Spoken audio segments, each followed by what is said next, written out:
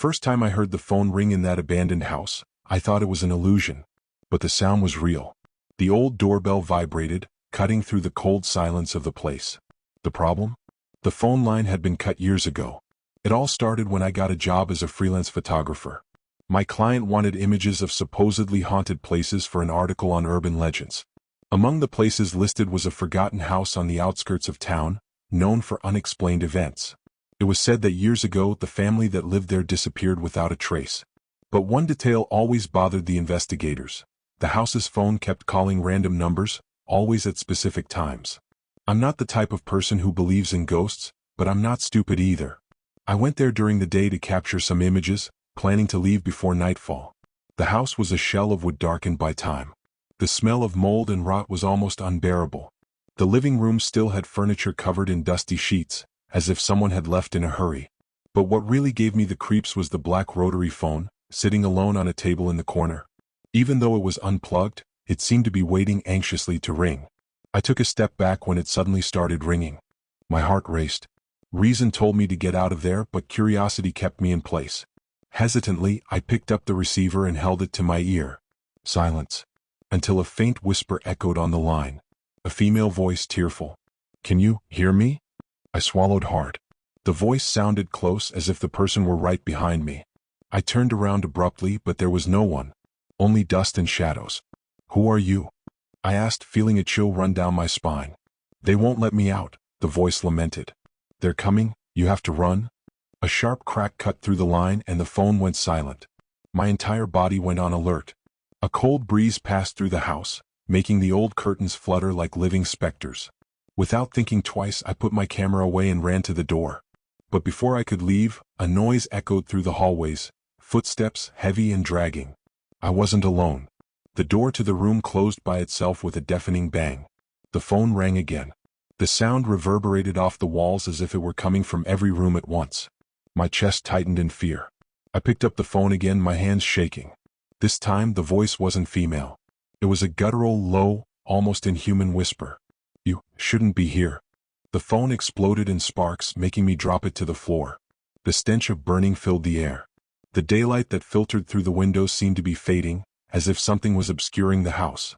My legs finally gave in and I ran to the front door. I pulled hard on the handle, but it was locked. I glanced back and saw the silhouette of someone at the end of the hallway. Tall still. Dense shadows rippled around them. And then, in an instant, they moved. The entity moved toward me in the blink of an eye. A pale, distorted face emerged from the darkness. A wide, unnatural smile split its face, hollow, glowing eyes fixed on me. A whisper echoed through the room, mixed with the incessant ringing of the phone. "Answer it!" I screamed and pounded on the door desperately until it finally gave way. I fell out of the house, gulping for air like a man who had just escaped drowning. I looked back only once. The door was open, but there was nothing inside. No furniture, no phone. Just empty space, as if the house had never been lived in. My eyes went to the camera hanging around my neck. With shaking hands, I turned it on and flipped through the photos. In the last image captured before the phone rang, there was something I hadn't noticed before. A reflection in the dusty glass of the window. A woman with long hair and deep-set eyes, looking directly at me. From that day on, I started receiving strange calls on my cell phone, always at 3 a.m. When I answered, all I heard was a muffled whisper. "Can you hear me?" Ever since my visit to that abandoned house, things have never been the same. The calls continued, always at 3 a.m. I tried to ignore them, turn off the phone, even change my number. Nothing worked. The female voice always found a way to reach me. One day I decided to answer again. "Can you hear me?" the voice whispered as it had the other times. This time I took a deep breath and answered, "Yes." "Who are you?" There was silence. Then a soft sob. "He's coming," she whispered, and the line ended. I felt a chill run down my spine. For the first time, it wasn't just fear of the unknown. It was the certainty that something was about to happen. I decided to investigate the house and its history further. I discovered that decades ago, a family had actually lived there. But what the newspapers reported at the time was disturbing. The youngest daughter, Helena, had disappeared without a trace. The parents, driven mad, locked themselves in the house and were never seen again. I began to piece things together. Were the calls a cry for help? Was Helena somehow trapped between this world and another? And who was the dark entity that had appeared to me that night? That same night, the phone rang again. But this time when I answered, it wasn't Helena's voice I heard. It was laughter. Low, guttural, distorted. My heart stopped for a second. Then the male voice whispered, "You shouldn't have answered." The phone exploded with static and turned itself off. The streetlight flickered. I felt a chill run down my spine and the room grew heavy. I went to the window and looked out. In the reflection of the glass, something was moving behind me. I turned around instantly, but the room was empty. Only my phone on the table, this time with a new missed call alert. Unknown number. The next day, I grabbed my camera and decided to go back to the house. I needed answers. The house was exactly as it had been before, but now it seemed even darker, more suffocating. I walked in slowly, the camera hanging around my neck. Each step made the floor creak. The air was thick, heavy, and the musty smell seemed stronger. The phone was still there, motionless on the table. That was when I heard it. A cry coming from upstairs. My heart was hammering in my chest. I took the steps, one by one, to the top of the stairs. The sound was coming from the bedroom at the end of the hall. I opened the door. The room was untouched, as if no one had touched it since Helena disappeared. Dusty dolls were scattered across the floor, a children's bed was unmade in the corner. And in the middle of the room, a girl in a white dress stood with her back to me, her long hair covering her face. "Helena?" My voice was weak. She slowly turned her head toward me. Her eyes were sunken, empty, as if they had been ripped out. Her mouth trembled, trying to form words. "He is here." The light suddenly went out, and a deafening noise filled the house. The door closed behind me with a bang. That was when I felt the presence. Behind me something moved. A cold breath touched the back of my neck. The phone downstairs rang. But this time I knew I wouldn't be able to answer it. The floor shook and I was thrown against the wall. Pain exploded in my head. My whole body screamed to get out of there, but my legs felt trapped. The last thing I saw before losing consciousness was the black silhouette approaching. And the laughter, distorted, echoing in the darkness. The darkness swallowed me. I don't know how long I was unconscious, but when I opened my eyes, I was still in Helena's room. The air was heavy, filled with a metallic smell like rust or blood. I tried to get up, but a crushing weight pressed down on my chest. The presence was still there. My phone vibrated in my pocket. With trembling fingers, I took it out and looked at the screen. Unknown number. I swallowed hard and answered. "Hello?" My voice came out weak, almost inaudible. Silence. Then a drawn-out whisper. "You can't run away?" A shiver ran down my spine. The call dropped, and at the same moment, the bedroom door opened with a loud creak. A biting cold invaded the room. The girl, Helena, was no longer in the middle of the room. But I felt that she was still there. Somewhere. I got up with difficulty and went to the door. The hallway now seemed longer, the shadows dancing on the walls as if they had a life of their own. My instincts screamed to get out of there, but something told me I needed to go to the end. I walked down the stairs slowly, each step creaking under my weight. The phone in the living room was still on the table, untouched. But now there was something next to it. A diary.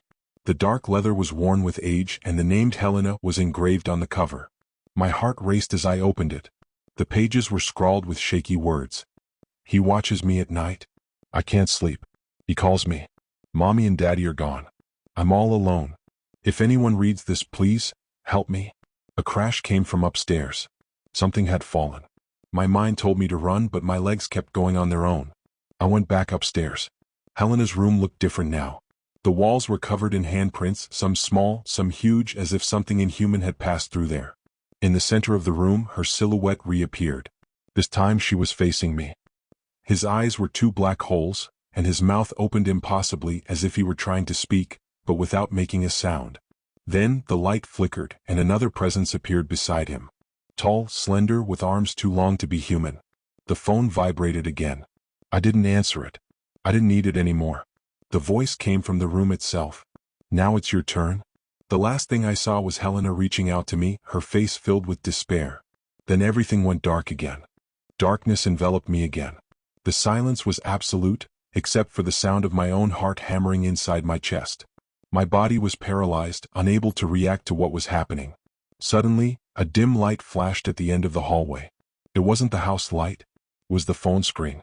It vibrated on the table, insistent, as if it were an inevitable call. My body moved towards it on its own. Unknown number. I swallowed hard and answered. "Help," whispered a weak voice. "Helena, I'm here. Where are you? How can I help you?" My voice came out trembling, filled with panic and urgency. He's close. You need to leave. The call was interrupted by a static noise. Behind me I felt a movement.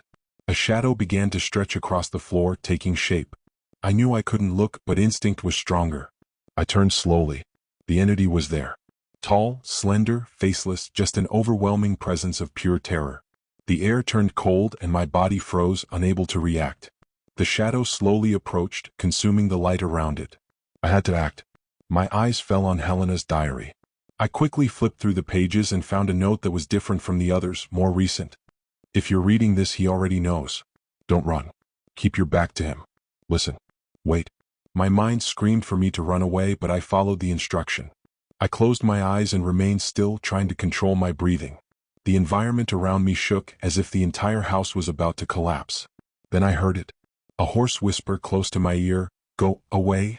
The phone vibrated in my hands. One last message appeared on the screen. "You are free now." Suddenly, the weight that had held me down lifted. The environment brightened and the cold disappeared. When I opened my eyes, I was back at the entrance to the house. The phone on the table was turned off. Helena's diary was no longer there. With shaky steps, I left the house and never looked back. Days later, I tried to look for information about Helena again. No records other than those I had already found. No evidence of the family. It was as if everything had been erased. But I know what I lived. I know what I heard. And every night at exactly 3 in the morning, my phone still vibrates. Unknown number.